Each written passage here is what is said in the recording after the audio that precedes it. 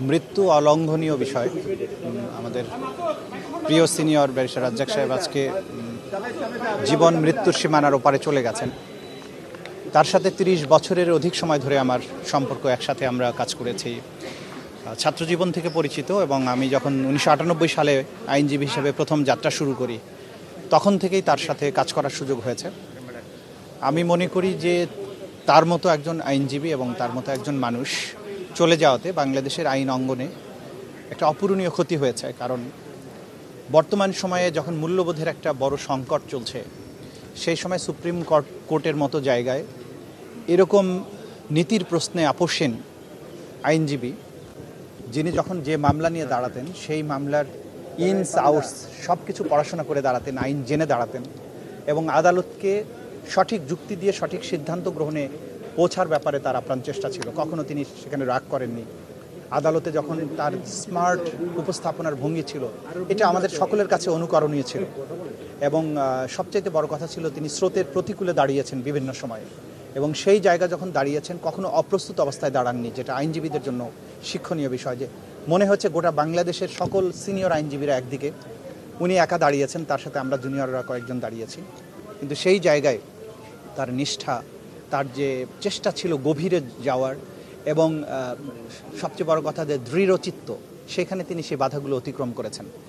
এবং সত্য এবং ন্যায় প্রতিষ্ঠার ব্যাপারে তার যে আপোষহীনতা ছিল, এটা সারা জীবন আমাদেরকে এই অনুপ্রেরণা দিয়ে যাবে যে তার মতো আইনজীবী হওয়া আমাদের জন্য স্বপ্নের বিষয় ছিল।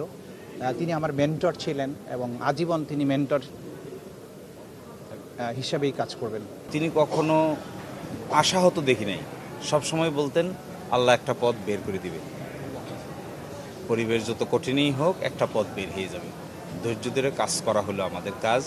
আইনজীবীর কাজ হলো চেষ্টা করা, আর বাকিটা আল্লাহর উপর ছেড়ে দিতে হবে। আর একটা জিনিস আমাকে সাংঘাতিকভাবে মোটিভেটেড করে, উনি যদি আমাদেরকে কোনো কিছু বলতে চাইতেন তাহলে উনি প্রক্রিয়া করে বলতেন। আমার মনে আছে, আমি মনে হয় এক সময় একটা বলেই করেছিলাম, উনি আমাকে বাসার দাওয়াত দিলেন, দাওয়াত দিয়ে বললেন আসুন। গিয়ে দেখি অনেক খানা দানা নিয়ে উনি বসে আছেন। আমি ওনার সঙ্গে খেলাম, উনিও আমার সঙ্গে খাওয়ার পরে আস্তে আস্তে বললেন যে আমি কি ভুল করেছি। আসলে এত সফিস্টিকেটেড থিঙ্কিংয়ের লোক ছিলেন, অত্যন্ত উচ্চ দরের চিন্তা ভাবনা করতেন তিনি।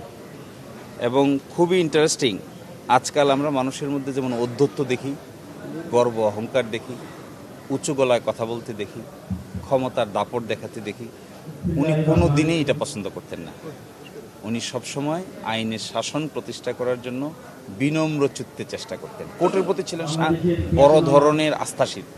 কোর্টকে উনি কখনো এলোমেলো ভাষায় কথা বলতেন না।